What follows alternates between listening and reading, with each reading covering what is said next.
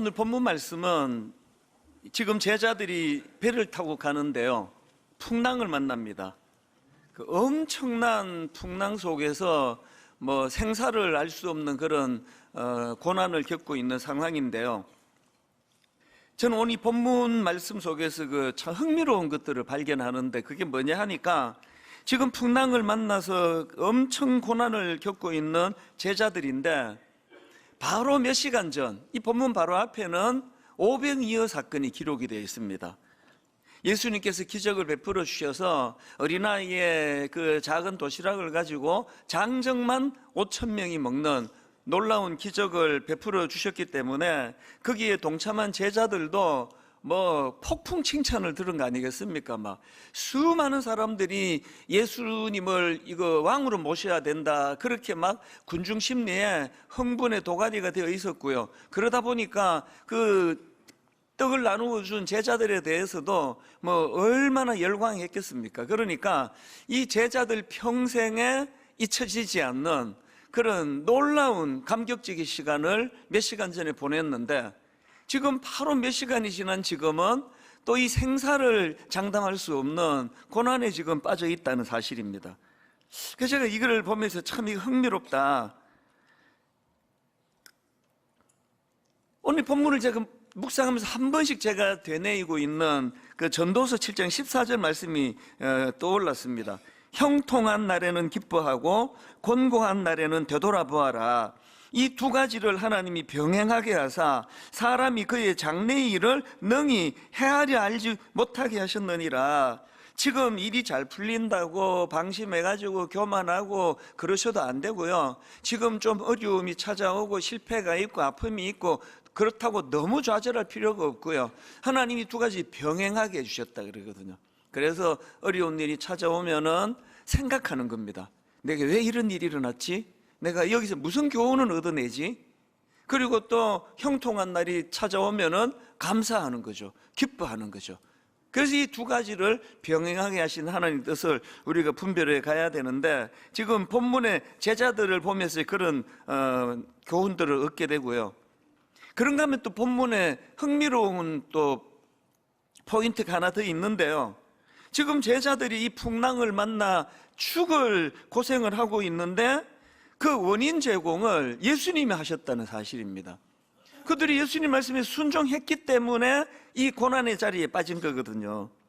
제가 방금도 말씀드렸지만 지금 오병이어의 기적을 경험한 군중들이 막 예수님을 향해, 제자들을 향해 열광하고 박수치고 그런 너무나 황홀한 자리에 빠져 있는 그들을 예수님이 막 재촉하, 서두세요. 여기 있으면 안 된다, 빨리 나와라. 그리고는 배를 타라 그래서 순종했더니 그 배가 풍랑을 만나서 지금 죽을 고생을 하고 있는 거거든요. 아니, 왜 예수님은 그렇게 지금 제자들이 기쁘고 행복하고 박수받는 그 자리를 그렇게 서둘러 급히 떠나게 하셨나? 그래서 그들을 고난으로 이끄시는가? 같은 내용을 다루고 있는 마태복음 14장 24절에 보니까요, 배가 이미 육지에서 수리나 떠나서 바람이 거스름으로 물결로 말미암아 고난을 당하더라. 참 많은 생각을 하게 합니다. 우리 예수님의 시각으로는요, 너무나 일이 잘 풀리고 사업이 잘 되고 늘 칭찬 듣고 성공하고 하는 이것보다 때로는 고난을 통해서 우리가 더 큰 유익을 얻을 수 있다, 그런 시각을 주님이 갖고 계시다는 거거든요.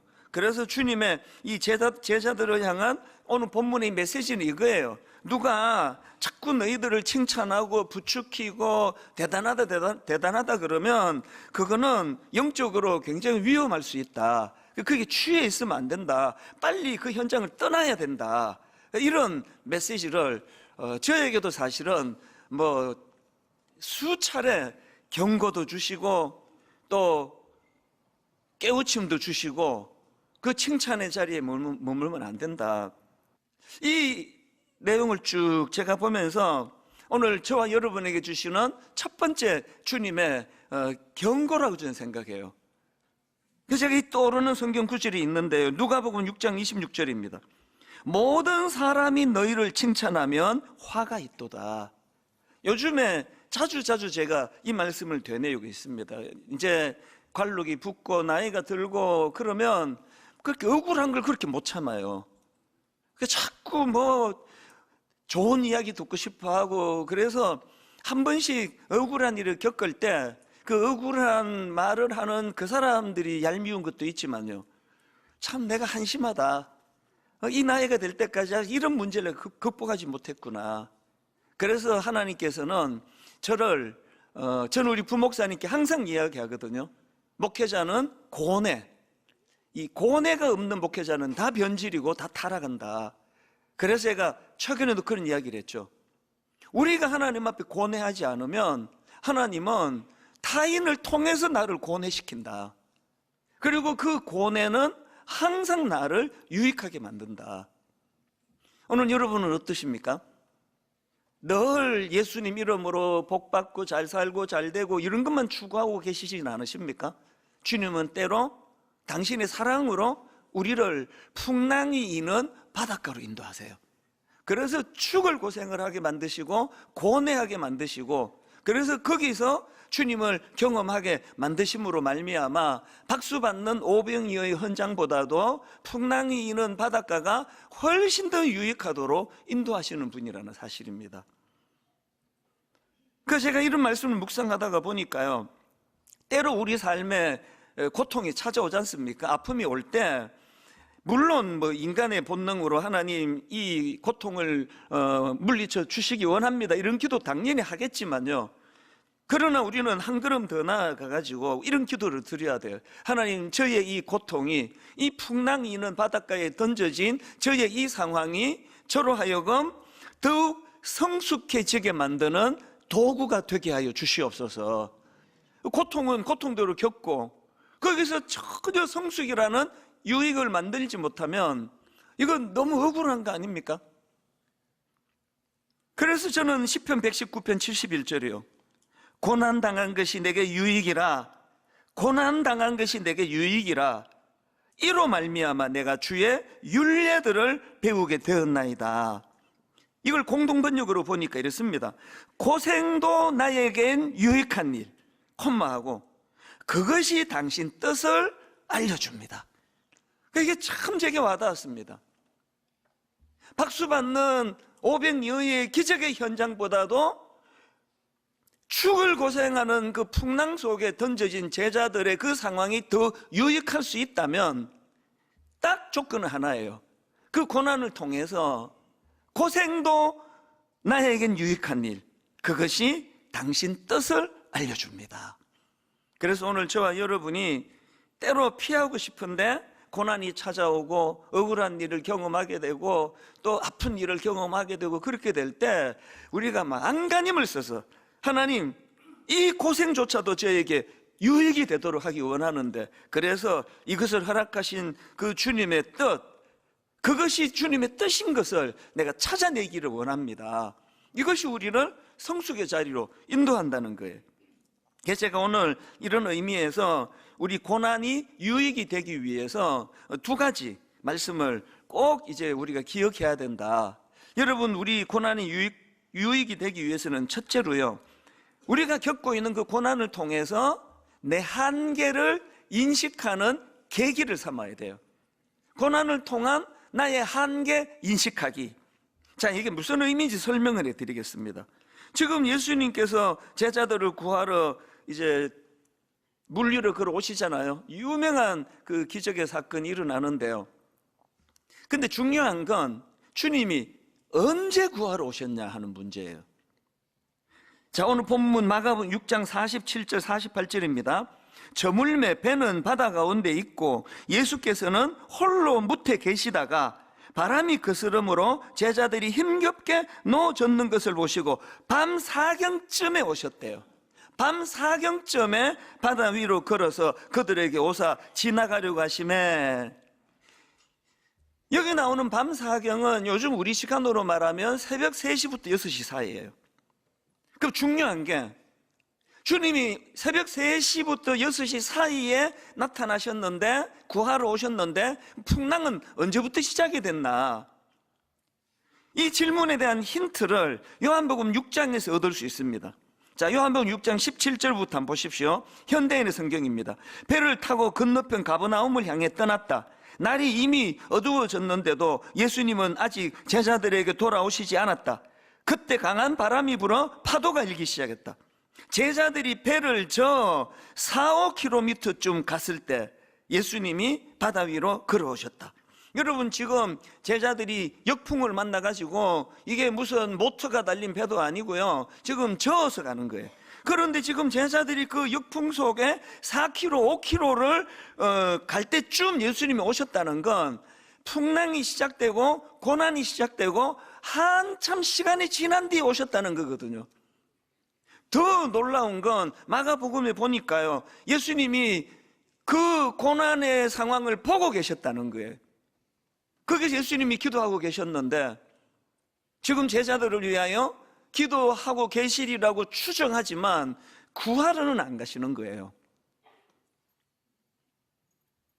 왜 미적미적 그러셨었나? 아니, 예수님이 당신 때문에 판단을 잘못하신 것 때문에 제자들을 엄하게 지금 고생을 시키고 있다면 바로 가서 그 문제를 해결해 주셔야 되는 거 아니냐고요. 근데 왜 안 가시느냐? 이거는요, 예수님이 실수가 아니고요, 예수님이 당신의 타이밍, 당신의 시간을 재고 있는 거예요. 밤사경. 그래서 저는 목사로서 머릿속에 이제 뇌에다가 새기기를 원하는 그런 그 성경의 단어 혹은 문장, 그런 것들이 이제 몇 개 머릿속에 있는데요, 그래서 어떤 일이 찾아오면 바로 이 작동이 돼요. 그 중에 하나가 밤사경입니다.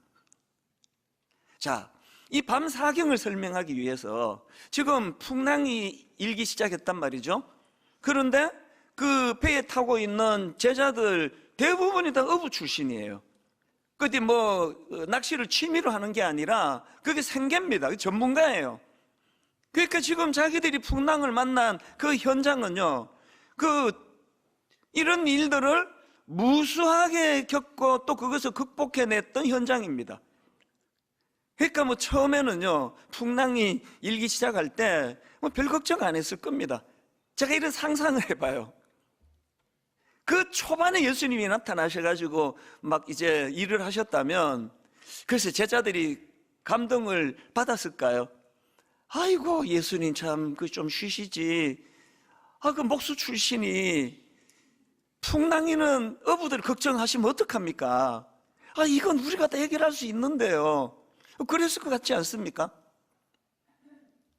이 제자들이 자신만만했겠죠. 아이고, 뭐 이런 일 내가 한두 번 겪나. 그래서 이제 뭐 바람이 이렇게 불면 돛을 이렇게 돌리고 바람이 저렇게 불면 돛을 이 방향으로 하고, 그렇게 해서 우리는 뭐 이거 해결할 수 있다. 그러면서 이제 아까 말씀드렸잖아요. 역풍 속에 4km나 5km 정도 전진했다면 뭐 그 실력도 대단하지만 엄청난 시간이 이미 지났을 것 같아요. 그리고 또 요한복음인가 보니까 언제 배를 탔냐 하니까 저물 때 배를 탔다 그러더라고요. 그러니까 긴 시간 지금 풍랑으로 고생하고 있었단 말이죠. 근데 왜 예수님은 나타나지 않으셨을까요? 그래서 제 머리에 이렇게 새겨놓은 밤사경은 뭐냐 하면은요, 하나님이 일하시지 않는 시간, 하나님이 일하실 수 없는 시간이에요. 내 자아가 살아있는 시간, 내 실력을 의지하는 시간, 하나님 없이도 이 문제를 나는 해결할 수 있다고 생각하는 시간, 이게 밤사경이에요. 우리가 이 손목에 차고 다니는 이 시간은요, 어떨 때는 막 빨리 갔다가 어떨 때는 천천히 갔다 이런 거 없습니다. 밤사경이 오르면 한결같은 이 시간 속도로 해서 기다려야 되는데요, 그런데 영적인 밤사경은요, 우리가 당길 수도 있고 연장할 수도 있습니다. 어떻게 당길 수 있을까요? 빨리 포기하면 돼요. 이게 어떻게 계속 연장이 됩니까? 그 자아를 깨트리지 못하면 그렇게 되는 거예요. 저는 오늘 예배 가운데 저와 여러분이 기왕의 고난이 찾아왔다면 박수받는 오병이어의 기적의 현장이 아니라 오늘 풍랑, 정말 생사를 가늠할 수 없는 아프고 힘들고 고통스러운 그런 상황이 주어졌다 할 때 저는 여러분 밤사경을 더 단축시키는 지혜로운 자가 되시기를 바랍니다. 어떻게 하면 된다고요? 내 경험을 내려놓고, 내 자신만만한 거 내려놓고, 내 인격을 내려놓고, 내가 할 수 있다 이거는. 아니 내 지금 목회만 내가 지금 35년 차다, 이 정도도 내가 해결 못하겠느냐. 그게 밤사경이에요. 쓰라리고 아픈 마음을 가지고 이건 나도 어쩔 수가 없다. 그래서 제가 시편 105편 4절 말씀이 자꾸 마음에 오늘 계속 되뇌이시는 거예요. 여호와와 그의 능력을 구할지어다. 그의 얼굴을 항상 구할지어다. 저와 여러분이 기왕에 피할 수 없는 고난이라면, 여러분이 겪고 있는 이 고난을 통해서 밤사경의 의미를 머리로서가 아니라 경험으로 터득하는 그런 여러분 되시기를 바랍니다. 그런가 하면 두 번째로요, 또 고난이 유익이 되기 위해서 하나 더 우리가 사모해야 되는데, 두려움을 이기는 도구라고 제가 그렇게 말씀을 드렸는데, 주님의 임재 구하기. 그런데 그 주님의 임재는 우리로 하여금 두려움을 이기게 하는 도구가 된다는 거예요. 사실 뭐 어려운 일을 겪어보신 분은 다 아시지만요, 그 어려운 일 자체도 사실 버겁지만요, 정말 우리를 괴롭히는 건 어려운 일이 찾아올 때 두려움이에요. 두려움. 이 두려움 때문에 잠을 이루지 못하고, 이 두려움 때문에 너무나 거기에 마음이 묻어가다가 보니까 자꾸 판단력이 흐려지고 바르게 생각하지 못하고 엉뚱한 길로 가고, 그래서 이 두려움에 빠져 있는 상태는 뭘 자꾸 수습하려고 그럴수록 미궁에 빠진다는 거예요. 오늘 본문에 보니까 제자들도 지금 이 두려움이라는 감정에 빠져 있는데요, 이 두려움이 그들의 눈을 어둡게 만들어 버렸습니다. 자, 마가복음 6장 49절을 보십시오. 지금 이제 예수님이 그들을 구하려 지금 밤사경에 나타나셨는데요, 그들이 어떻게 반응을 하는가 보십시오. 제자들이 그가 바다 위로 걸어오심을 보고 유령인가 하여 소리 지르니 그들이 다 예수를 보고 놀람이라. 아니 지금 뭐 어쩌자는 겁니까? 예수님이 그들을 구하러 오셨는데 유령이다. 여기 보니까 뭐 파도를 보고 두려워한다는 말이 없습니다. 오히려 예수님 보고 두려워해버리는 거예요. 아니 참 이게 이상한 게요, 아니 그렇게 예수님을 사랑해서 모든 걸 다 버려두고 주님을 따르고, 아니 뭐 별 필요 없을 때는 그렇게 주님 말씀에 순종하고 영향을 받더니 지금 결정적으로 자기들을 구하러 오신 주님을 보고 유령이다 이래 버리면 어떡하는 거냐고요. 이 51절에도 또 이제 제자들이 놀라는 게 나오거든요. 그들이 다 예수를 보고 놀람이라. 50절부터 읽어드릴게요. 그들이 다 예수를 보고 놀람이라. 이에 예수께서 곧 그들에게 말씀하 이르시되 안심하라, 내니 두려워하지 말라 하시고 배에 올라 그들에게 가시니 바람이 그치는지라. 제자들이 마음에 심히 놀라니, 이게 지금 기적을 보고 제자들이 막 와 우리 예수님 대단하다라고 그렇게 긍정적으로 놀라는 것 같으시죠? 성경이 그렇게 오해할까봐 그게 아니라고 설명을 붙여주십니다. 자, 왜 이렇게 제자들이 놀랐느냐? 52절을 보십시오. 이는 그들이 그 떡 떼시던 일을 깨닫지 못하고 도리어 그 마음이 둔하여졌습니다. 지금 이 놀람은 주님을 보고 놀라는 놀람이 아니네요. 주님이 그 문제를 해결해 주셨음에도 불구하고 그들은 여전히 마음에 두려움이 있다는 거예요. 여기 보니까 왜 그랬느냐? 그 떡 떼시던 일을 깨닫지 못하고, 여러분 하나님에 대하여 감정적으로만 자꾸 믿으려고 하기 때문에 삶에서 작동이 안 되는 거거든요. 여러분 하나님을 향한 바른 지식이 우리의 두려움을 몰아내는 줄 믿으시기를 바랍니다. 하나님을 향한 지식이 없는 거예요. 자기가 직접 나눠주고 다 했는데, 떡 나누어주고 막 박수도 받고 500명의 기적을 눈으로 다 봤는데, 여기 보니까 그 떡 떼시는 일을 깨닫지 못하고 도리어 그 마음이 둔하여졌다. 왜? 풍랑만 자꾸 떠오르는 거예요. 잠잠해졌는데 그 가슴이 지금 아직 안정이 영향력의 문제입니다. 여러분 믿음 없는 거 아니에요. 여러분 분명히 믿음 있습니다. 그런데 현실의 그 파도가 믿음을 압도해버리고 있는 거 아닙니까? 그래서 평상시에는 그렇게 찬양도 좋아하고 은혜 받고 그러다가 나 교회를 떠나겠다는 이런 분들을 가끔씩 보면은 이런 어떤 어려운 일이 직면에 있을 때 믿음이 작동이 안 되니까 베드로도 마찬가지 아닙니까? 마태복음 14장 26절부터 보십시오. 제자들이 그가 바다 위로 걸어오심을 보고 놀라 유령이라 하며 무서워하여 소리 지르거늘 예수께서 즉시 이르시되 안심하라 나니 두려워 말라. 그랬더니 베드로는 딴 제자들보다 믿음이 요 순간만큼은 탁월해요. 베드로가 이렇게 반응합니다. 베드로가 대답하여 이르되 주여 만일 주님이시거든 나를 명하사 물 위로 오라 하소서 하니 오라 하시니 베드로가 배에서 내려 물 위로 걸어서 예수께로 가되 그 다음 보세요. 바람을 보고 무서워 빠져가는지라. 이 본문에 베드로는 지금 대단한 게요, 믿음 없는 제자들이 막 유령이다 그러고 부들부들 떠는데 베드로는 믿는 정도가 아니라 한술 더 떠요. 살려주세요가 아니에요. 베드로는 오히려 자기가 당한 그 난관을 주님 이름으로 도전의 재료로 써버리잖아요. 나를 명하사 물 위로 오라 하소서. 대단한 믿음이에요. 근데 어쨌습니까? 다른 제자들과 비교했을 때 이 당시 베드로의 믿음이 훨씬 탁월했지만 그러나 30절 다시 보세요. 바람을 보고 무서워 빠져가는지라. 그 현실보다는 베드로의 믿음이 더 작은 거예요. 그래서 여러분 우리가요 계속 몸부림을 쳐야 됩니다. 아버지 지금 내가 겪는 이 고난이 시험에 빠져서 하나님을 떠나버리는 악한 재료가 되지 아니하고 지금 내가 겪고 있는 이 풍랑이라는 고난으로 말미암아 주님을 더 사랑하고 주님의 일하심을 더 확증하고 차라리 박수 받는 오병이어 기적보다 내가 당한 이 고난이 내게 훨씬 유익하다 이렇게 만들기 위해서는 여러분 이 두 가지를 날마다 구해야 돼요. 풍랑을 잠잠케 하시는 그분의 능력을 우리가 경험해야 돼요. 이론이 아니에요. 주님은 일하시거든요. 주님은 오늘도 우리 상황 속에 개입하시거든요. 누가 그런 얘기 하더라고요. 주님이 아까 밤 사경이 새벽 3시부터 6시 사이라 그랬잖아요. 주님이 지금 기적의 물 위를 걸어오셨어요. 왜 걸어오셨어요? 물 위를 왜 걸어오셨을까요?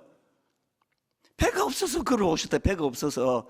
새벽 3시에 배가 없잖아요. 그러니까 이게 딴 교회에서 빵 터졌는데 우리 교회에서는 또 이게 안 터지네. 지금 물 위를 걸으시는 게 핵심이 아니에요. 주님이 지금 새벽 3시에 배가 없으니까 물 위를 걸어서라도 제자들에게 오신다는 거거든요. 여러분 하나님이요 일 안 하신다 그러시잖아요. 일 안 하시는 게 하나님의 일이세요. 밤 사경까지 기다리시는 게 하나님의 일이세요. 그리고 하나님의 때가 됐을 때는요 배가 없으면요 걸어서라도 오세요. 물 위를 걷는 게 이게 무슨 과시가 아니라니까. 예수 그리스도께서 저 고난 속에 있는 저들을 구하러 가셔야만 되기 때문에 배가 없으면 물 위를 걸어서라도 간다. 무슨 메시지겠습니까? 우리들 삶 속에 반드시 일하시는 그 주님을 우리가 경험을 해야 돼. 큰 거, 작은 거, 그 경험이 없으면 저는 벌써 목회 그만뒀을 거예요. 번아웃이 오고 못 견디는 일이 얼마나 많았겠냐고요. 그런데 저는 매번 앞에서도 말씀드렸잖아요. 이번에도 그 경험을 했거든요. 너무나 요즘에 온 대한민국 국민들이 다 분열이 일어나고 교회들마다 이쪽 저쪽 다 어려움을 겪고 많은 목사님들이 지금 시험에 빠지고 제가 아는 목사님 정신과 약을 먹는데요. 우리처럼 큰 교회는 그래도 좀 덜합니다. 작은 교회들마다 지금 쪼개지고 나누어지고 이런 상황에 빠져 있고 저도 똑같은 아픔을 겪고 상처를 받고 저도 우울하고 이런 시간을 보냈지만 하나님 앞에 제가 구하는 건 이거예요. 아버지 이 어려운 이 과정이 이게 제 인생에 손해가 되지 않도록 아버지 풍랑이 내 인생에 유익이 되게 해달라고 그렇게 제가 매달려 간구했더니 어느 새벽에 하나님이 답을 주셨다고 지난주 드린 말씀이 그거 아닙니까? 이 분열로 극심한 몸살을 앓고 있는 한국교회에 우리 주님이 저한테 새벽에 원인을 말씀해 주셨다니까요. 지금 교회 안에 일어나는 이 모든 분열의 원인은 딱 이유가 하나다. 한국교회에 지금 예수님이 없다. 한국교회가 예수 그리스도에 대해 집중하지 않는다.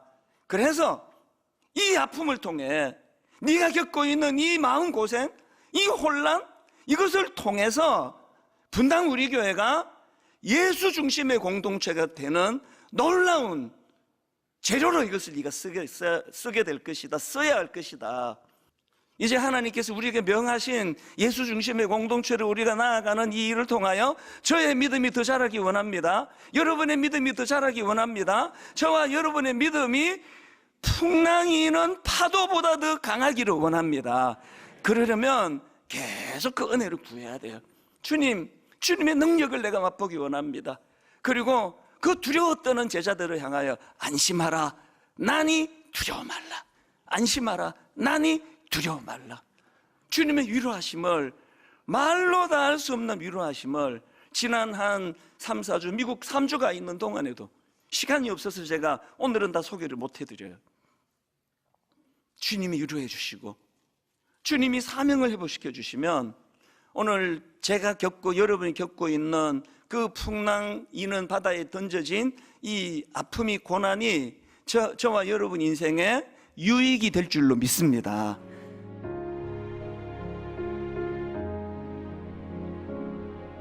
지금은 선교 헌금 시간입니다.